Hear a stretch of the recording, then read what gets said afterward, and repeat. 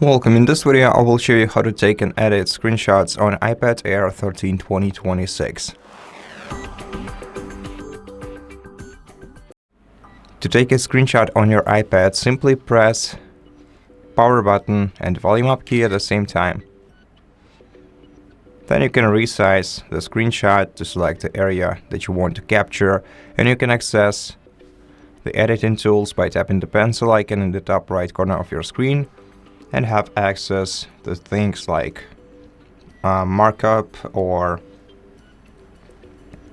pencils with different colors, shapes and sizes, rulers, etc. To save the edited screenshot, just tap the OK button in the top right corner and select Save to Photos. And that's it. Thank you for watching this video. If it helps you, please consider subscribing to our channel, leave us a like and a comment below, and I'll see you in the next one.